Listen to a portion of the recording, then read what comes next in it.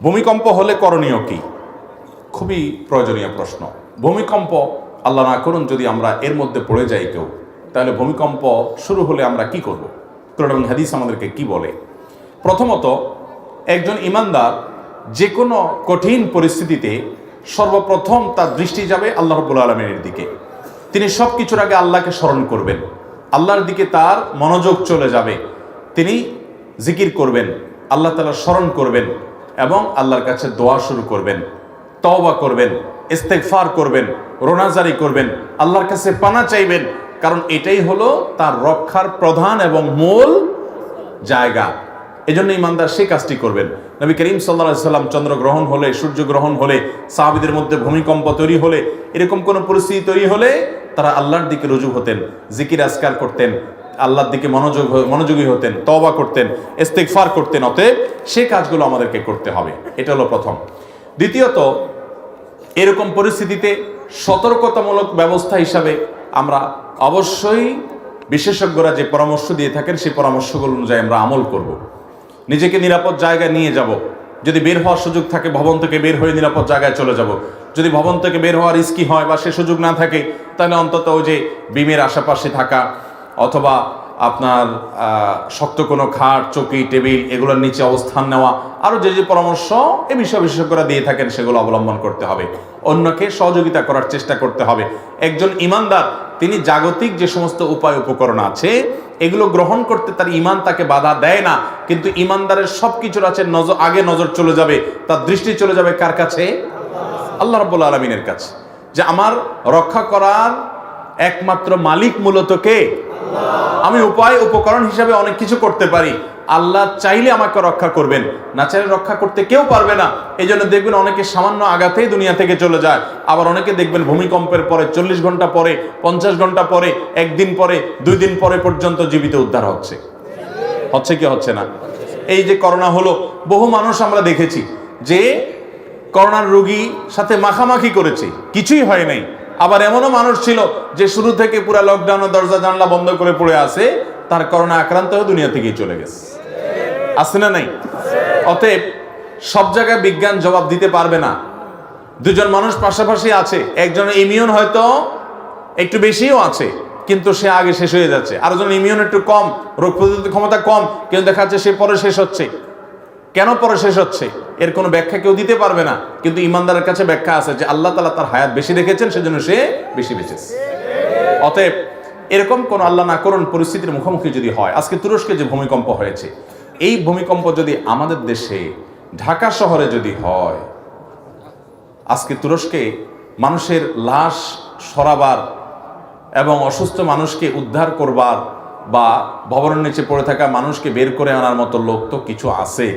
আল্লাহ না করুন ঢাকা শহরে যদি এরকম পরিস্থিতি হয়, তাহলে উদ্ধার করার মতো মানুষ, লাশ দাফন করার মতো মানুষও পাওয়া যাবে না, কাঁদার মানুষও পাওয়া যাবে না।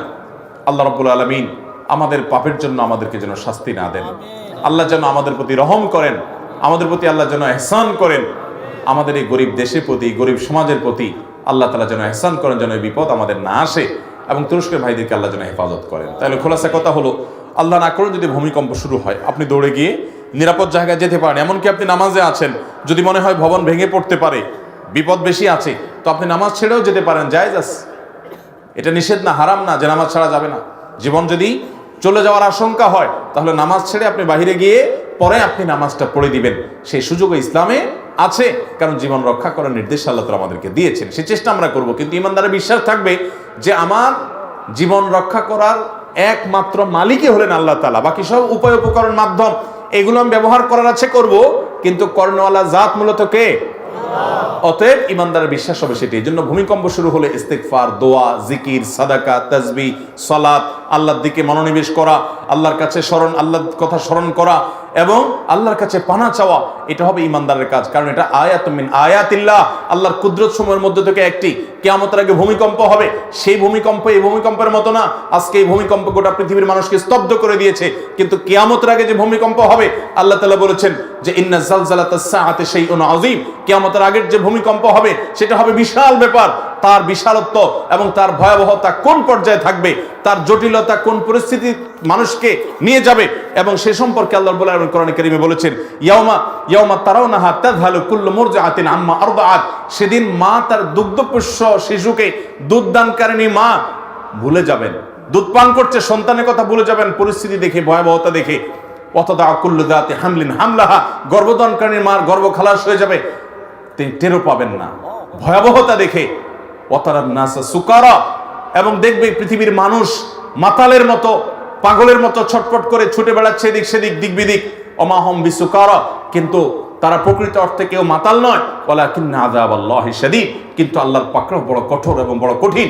আজকে পৃথিবীর সামান্য একটা জায়গায় ভূমিকম্প হওয়ার পর পৃথিবীবাসী নিস্তব্ধ হয়ে গেছে, পৃথিবীবাসী অবাক হয়ে গেছে এবং বিস্মিত হয়ে গেছে যে এইভাবে একের পর এক ভবন ধ্বংস হয়ে সব শেষ হয়ে যাচ্ছে। কিয়ামতের আগে ভাইরা আমার, গোটা সৃষ্টি জগৎ ইসরাফিলের সিংহে ফুৎকার দেওয়ার পর এইভাবে সব শেষ হয়ে যাবে।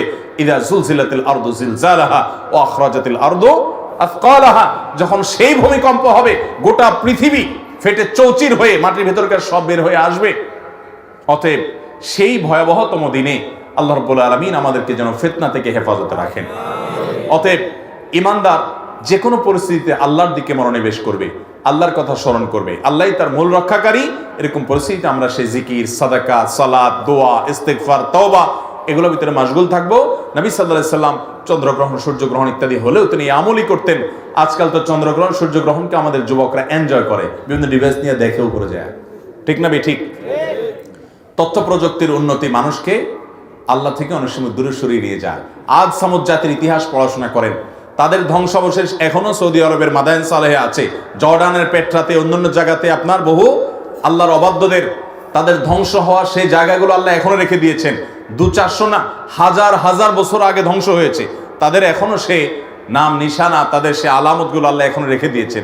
কোরআনে পাতায় পাতায় তাদের বিবরণ আল্লাহ তাআলা দিয়েছেন। তাদের অনেক শক্তিমত্তা ছিল, অনেক প্রকৌশল বিদ্যা ছিল, আল্লাহর পর সব ধুলির সাথে মিশে দিয়েছেন। অতএব আল্লাহ চাইলে পৃথিবীতে মুহূর্তের ভিতরে সব ধুলির সাথে মিশিয়ে দিবেন, কিয়ামত আগে সেটা হবে। এগুলো আল্লাহর প্রতি আমাদের ঈমানকে আরো বাড়িয়ে দেয়, আমাদের বিশ্বাসকে আরো মজবুত করে। কোরআন বলেছে যা, সেগুলোর বাস্তবায়ন আমরা দেখতে পারি। কিয়ামতের আগে নবী সাল্লাল্লাহু আলাইহি ওয়াসাল্লামের ভাষ্য অনুযায়ী ভূমিকম্পের পরিমাণ বাড়বে, গোটা পৃথিবীতে ভূমিকম্প চতুর্দিকে দেখা দিবে, এবং কিয়ামতের ঠিক নিকটবর্তী হয়ে গেলে পূর্বে, পাশ্চাত্যে, মধ্যে 3 জায়গায় 3টা বড় বড় ভূমিধসের ঘটনা ঘটবে। অতএব এগুলো আমাদের সেই কিয়ামতের কথা স্মরণ করিয়ে দেয়। আল্লাহ রাব্বুল আলামিন আমাদেরকে ভূমিকম্প সহ এ জাতীয় বিপদ আপদ থেকে হেফাজত করুন। 18 বছরের একটি মেয়েকে আমি মনে প্রাণে আমার নিজের ছোট বোনের মতো ভালোবাসি। তার ব্যাপারে কোনো সময় আমার মনে কোনো খারাপ চিন্তা ভাবনা আসে নাই। আমি কি বোন হিসাবে তার সাথে কথা বলতেও দেখা করতে পারবো? এবার ইসলাম কি বলে? তার সাথে কথা বললে, দেখা করলে যদি গুনাহ হয়, তার প্রতিকার কি? দেখেন, যাকে আপনি বিবাহ করতে পারবেন, মানে আইনগতভাবে যাকে বিবাহ করতে কোনো অসুবিধা নাই, অর্থাৎ তিনি আপনার রক্ত সম্পর্কীয় কোনো নারী নন, আপনার বোন নন, আপনার মা নন, আপনার ফুফু নন, হ্যাঁ, এরকম কোনো নারী যদি হন, তাহলে সেক্ষেত্রে আপনি তাকে যতই বোনের মতো দেখেন, যতই মায়ের মতো দেখেন, ভদ্র মহিলা মূলত আপনার স্ত্রী হওয়ার মতো। অস্বীকার করার সুযোগ আছে? তাকে বিয়ে করতে চাইলে করা যাবে কি যাবে না? দেখেন, আল্লাহ রাব্বুল আলামিন পরপুরুষকে পরনারীর সাথে পর্দা মেনটেন করতে বলেছেন। কেন? এটাতেই নিরাপত্তা সামাজিক। সারা পৃথিবী যত পদ্ধতি অ্যাপ্লাই করে দেখবে, শতভাগ নিশ্চিত ফেলিওর হবে। বাংলাদেশের একেবারে প্রথম সারির একজন প্রকৌশলী, নাম বলে আপনারা সবাই চিনে যাবেন, টেলিভিশনে সারাদিন দেখেন, আমি নাম বলবো না, ভদ্রলোকের সাথে একটা টেলিভিশন প্রোগ্রাম শেষে আলাপচারিত হচ্ছে। উনি আমাকে বললেন, হুজুর আপনি কি জানেন আমেরিকার মতো দেশে কয়েক সেকেন্ডের জন্য যদি বিদ্যুৎ চলে যায় আর লিফটে থাকা মেয়েদের অবস্থা তখন কি হয়, কী পরিমাণ হ্যারাসমেন্টের শিকার হয়, আপনি কল্পনাও করতে পারবেন না। আমাদের দেশে মানুষকে আমরা খারাপ বলি, ওদের চাইতে এখনো এই সমস্ত ক্ষেত্রে আমরা যে কত ভালো আছি, সব ক্ষেত্রে না, এই সমস্ত ক্ষেত্রে এটা কল্পনাও করা যাবে না। এর জন্য এই ওয়াজ মাহফিলগুলো, মসজিদের মেম্বারগুলোর অবদান অনস্বীকার্য। আমাদের প্রশাসন, আমাদের পুলিশ বাহিনী, আমাদের বিভিন্ন সেক্টর থেকে, আইন আদালত, বিচারালয়, বিভিন্ন জায়গা থেকে যে অপরাধ প্রবণতা কমিয়ে আনার জন্য নানামুখী প্রচেষ্টা আছে, এর মধ্যে অনেক বড় অবদান হলো দেশে ওলামা একরামের মানুষকে নীতি এবং আদর্শের উপরে অবিচল করবার জন্য। আমার কাছে শত শত মানুষ এসে নিজের হিস্ট্রি বলে, ভাই আমি এই অন্যায়টা ছেড়ে দিয়েছি শুধুমাত্র আল্লাহর ভয়। আপনারা কয়দিন আগে দেখেছেন না, পত্রিকা বেশ ফলাও করে প্রকাশ হয়েছে, এক ভদ্রলোক অনেক বয়স্ক, উনি রেলের কর্মকর্তা বা কর্মচারী ছিলেন, সারা জীবন অনেক রেলের ভ্রমণ করেছেন ফাঁকি যুগে দিয়ে। আলেমুল আমাদের বক্তব্য শুনে আল্লাহর ভয়ে তিনি একটা পর্যায়ে এসে রেলওয়ে কার্য অফিসে এসে তিনি অনেকগুলো টাকা জমা দিয়ে গেছেন যে আমি এই টাকা, এই পরিমাণ টাকার ফাঁকি দিয়েছি রেলের, আমি সেটা জমা দিয়ে গেছি। বলেন পৃথিবীর কোন সভ্যতা একটা মানুষের ভিতরে এই অনুশোচনা সৃষ্টি করতে পারবে আল্লাহর বিধান ছাড়া? আর কোনো পদ্ধতি নাই। অতএব পরিষ্কার কথা হলো, আল্লাহ যেটা হারাম করেন ওইটার বিকল্প কোনো পথ খোলা নাই। বলে যে পৃথিবীতে সবাই পুরুষরা সব ভদ্র হয়ে গেলে তো মহিলা নিরাপদ হয়ে যাবে, যে না, হবে না। পৃথিবীতে সব পুরুষদেরকে আপনি ভদ্র করতে পারবেন না। ইউরোপ আমেরিকাতে হয় না, ওরা আমাদের চাইতে অনেক শিক্ষিত, অনেক উন্নত, অনেক এগিয়ে আছে, কিন্তু তারা ভদ্র হতে পারে না। সবাই তাদের দেশে সর্বত্র নারী নিগ্রহের শিকার হচ্ছে, পাশবিক এবং যৌন নির্যাতন নিপীড়নের শিকার হচ্ছে, রক্ষার উপায় নেই। অতএব পর্দার বিধান এটা না মানলে আপনি পরিপূর্ণভাবে, হ্যাঁ সাময়িক কোনো ক্ষেত্রে সলভ হতে পারে, পরিপূর্ণ সমস্যার সমাধান হবে না। এই জন্য যেই ভদ্র মহিলাকে আপনার সাথে বিবাহ বন্ধনে আবদ্ধ ইসলাম জায়েজ করেছে, তাকে আপনি যতই বলেন আমার বোনের মতো, আদতে তিনি আপনার স্ত্রী হওয়ার উপযুক্ত। বিধায় হতে পারে, আমি আপনাকে বিশ্বাস করি, অবিশ্বাস করি না যে হ্যাঁ আপনার মনে কোনো বাজে চিন্তা নাই, কিন্তু বাজে চিন্তা আসতে সময় লাগবে না। ইসলাম এটাকে নিষেধ করেছে, আপনি তার সাথে রিলেশন করবেন না, হয় বিয়ে করে ফেলবেন যদি বিবাহ করার মতো হয়, আর না হলে রাখবেন না। হ্যাঁ, এজ এ মানুষ তাকে ভালো লাগে, তার উপকার করতে চান, তো এটার জন্য বেপরোয়া দেওয়ার দরকার নেই। তো আপনি ওদের মধ্যে হেল্প করেন, সাহায্য করেন, অসুবিধা কোথায়? একজন অভাবী নারী, তাকে হেল্প করবেন, সমস্যাটা কোথায়? আমরা আমাদের আসুন্নাহ ফাউন্ডেশন থেকে শত শত হাজার হাজার মানুষকে সারা দেশে আমরা সেবাদিক কাজ করি। কই 10,000 কম্বল বিতরণ করে ফেলেছি গত 1 মাসে, আলহামদুলিল্লাহ। কই আমরা তো কোনো নারীর সাথে পার্সোনালভাবে বোন বলার দরকার হয় নাই তাকে হেল্প করার জন্য। বিধায় কোনো নারীকে যদি আপনি ব্যক্তিগতভাবে হেল্প করতে হয়, বোন বলার দরকার নাই। আমি একটা এক্সাম্পল দেই। ধরুন একটা হাই ভোল্টেজের কারেন্টের লাইন আছে, বিদ্যুতের লাইন।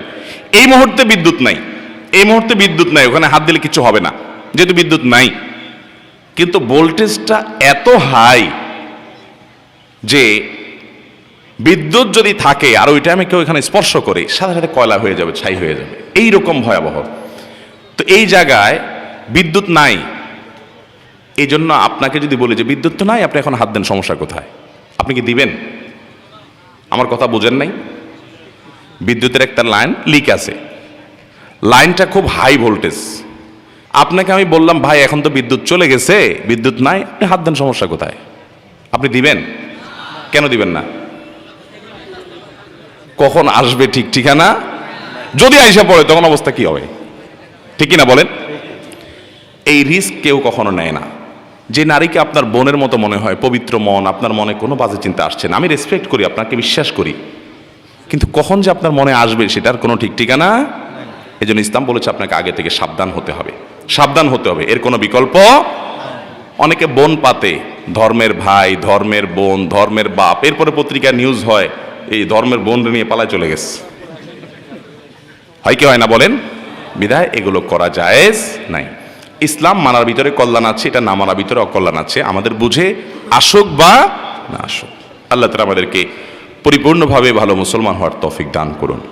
আমার সামনের দাঁতগুলো একটু বড়, এতে করে আমি কথা বলা বা হাসাহাসি করার সময় একটা অস্বস্তি অনুভব করি। এছাড়া এর কারণে আমার ঠোঁটগুলো অনেক সময় আঘাতপ্রাপ্ত হয়। এমন অবস্থায় আমি যদি দাঁতগুলো স্কেলিং করি, ছোট করে নেই, তা কতটা শরীয়ত সম্মত হবে? না, হাসির বিষয় না, দরকারি প্রশ্ন। কারণ এই প্রশ্ন যিনি করেছেন উনি আয়াতটা হয়তো জানেন, সেজন্য প্রশ্ন করেছেন। আল্লাহ কোরআনে কারিমে বলেছেন লা তাগয়িরা লিখালকিল্লাহ, আল্লাহর সৃষ্টিতে পরিবর্তন করা জায়েজ নাই। কেউ আজকাল দেখবেন ওই যে জাপানে একটা যুবক না কয়দিন আগে বাইর হয়েছে যে সে কুকুর হয়ে গেছে অনেক টাকা খরচ করে। মানুষের কত অদ্ভুত অদ্ভুত চাওয়া হয়। কিয়ামতের আগে বহুত পাগলামি ছাগলামি দেখবেন, নবী সাল্লাল্লাহু আলাইহি ওয়াসাল্লাম বলে গেছেন বহুত পাগলামি হবে, কিন্তু এগুলো দেখে অবাক হওয়ার কিছু নাই। সায়েন্স টেকনোলজির উন্নতিতে আরো অনেক কিছু হবে। একটা সময় তো দাজ্জাল এসে নিজেকে আল্লাহ দাবি করবে, সেই সময়টাও আসবে, এবং গোটা ওয়ার্ল্ডের সকল পাওয়ার একটা ব্যক্তির হাতে চলে যাবে। আস্তে আস্তে এটা কুকিত হয়ে যাচ্ছে, এটা সীমিত হয়ে আসছে, একটা ব্যক্তির কাছে চলে যাবে। এগুলো সব নবী সাল্লাল্লাহু আলাইহি ওয়াসাল্লাম বলে গেছেন। বিধায় অবাক হওয়ার কিছু নেই। দলে দলে মানুষ বেঈমান হয়ে যাবে, মুসলমানের সন্তান ইসলামের পাশে সন্দিহান হয়ে যাবে, কারণ এই সমস্ত চাকচিক্য দেখে। যাই হোক, তো আজকাল যেহেতু অনেক কিছুই করা যায়, এই জন্য আল্লাহ সৃষ্টিতে ব্যাপক পরিবর্তন করার একটা প্রবণতা আছে, এটা জায়েজ নেই। কিন্তু কারো দাঁত উঁচা আছে, তিনি দাঁতটাকে ট্রিটমেন্টের মাধ্যমে এটাকে সমান করলেন, কোনো অসুবিধা নেই, এটা তো তার একটা ত্রুটি, একটা অসুবিধা, এটা ট্রিটমেন্ট, চিকিৎসার অংশ। আর চিকিৎসার ব্যাপারে নবী সাল্লাল্লাহু আলাইহি সাল্লাম বলেছেন তোমরা চিকিৎসা গ্রহণ করো, নির্দেশ করেছেন তিনি চিকিৎসা গ্রহণ করতে হবে। আপনি অসুস্থ থাকতে ইসলাম বলে নাই আপনাকে, সুস্থ থাকবেন, সেজন্য আপনি সুস্থতার অংশ হিসাবে দাঁত কেটে বা যেভাবে হোক অপারেশন করে আপনি যদি সমান করতে পারেন, এটা প্রশংসনীয়, এটা নিন্দনীয় কিছু নয়। শুধু দাঁত কেন, অন্য অনেক ক্ষেত্রে হতে পারে। কারো ধরেন আঙ্গুল আছে 6টা হাতে, একটা অতিরিক্ত আঙ্গুল আছে, একটা মানুষের 6টা আঙ্গুল তো হয় না নর্মালি, কিন্তু তার এই আঙ্গুলের কারণে অসুবিধা আছে, তিনি অপারেশন করে এটাকে সমান করলেন, কোনো অসুবিধা নেই। একজন মানুষ তিনি পুরুষ কিন্তু তার ভিতরে মেয়েলি দিক আছে, জিনগতভাবে তিনি পুরুষ, এটা প্রমাণিত, বাট মেয়েলি কিছু স্বভাব আছে, ট্রিটমেন্টের মাধ্যমে এটা যদি সুস্থ করে তোলা যায়, জায়েজ আছে, বরং এটা প্রশংসনীয়। অতএব দাঁতের ক্ষেত্রে যদি কারো এরকম হয়, অনেকের উঁচা দাঁত থাকে এবং এর কারণে অসুবিধা তৈরি হয়, দৃষ্টিকটু হয়, উনি এটা ট্রিটমেন্ট করে সমান করতে কোনো অসুবিধা নাই। একজন ছেলে হয়ে আমি যদি জেন্টস পার্লারে গিয়ে আমার মুখের দাগ, ব্রণ ইত্যাদি ওয়াশ করে নেই, তাহলে কি কোনো পাপ হবে না? পাপ হবে না, এই যে একই কারণে যে এগুলো তো শরীরের মধ্যে ত্রুটি, এটা তো এক ধরনের রোগ, অসুবিধা, অতএব এগুলো আপনি অপারেশন করে ফেলে দিলেন, এটা তো অসুবিধা নেই। কিন্তু আপনি ওই যে ব্রু প্লাগ করলেন, আপনি নারী হয়ে পুরুষ, পুরুষ হয়ে নারীর বেশ ধারণ করলেন, মৌলিক পরিবর্তন করে ফেললেন, সেগুলো জায়েজ নয়। আল্লাহ এভাবে সৃষ্টি করেছেন। দুনিয়াতে এখন এই যে আপনার জিনের উপরে মানুষের সৃষ্টির বিভিন্ন, এমনকি এই যে আপনার ফলের যে জিন আছে এগুলোর উপরে গবেষণা করে অনেক কিছু হচ্ছে। আপনার উন্নত অনেক দেশে ধরেন একটা আঙ্গুর, ওই বড় কমলার জিন আঙ্গুরের মধ্যে প্রয়োগ করে আঙ্গুরের কমলা মতো বানায় ফেলতেছে, এটাও সম্ভব। অনেক দেশে এগুলোর উপরে নিষেধাজ্ঞা পর্যন্ত দেওয়া আছে নানা কারণে। তো তথ্য প্রযুক্তির উন্নতিতে অনেক কিছুই হবে। আমাদের পরবর্তী জেনারেশন তো এমন একটা জায়গায় যাবে যে তাদের ইমান উপর টিকে থাকা সো টাফ হয়ে যাবে। অলরেডি এখনই একটু 2-4 কলম পড়ালেখা করলে পোলাপান ছেলেমেয়েরা ইসলামটাকে সেকেলে সেকেলে মনে করা শুরু করে। নবী করিম সাল্লাল্লাহু আলাইহি ওয়াসাল্লামের প্রত্যেকটা ছত্রে ছত্রে ভবিষ্যদ্বাণী করে গেছেন যে কি হবে কিয়ামতের আগে।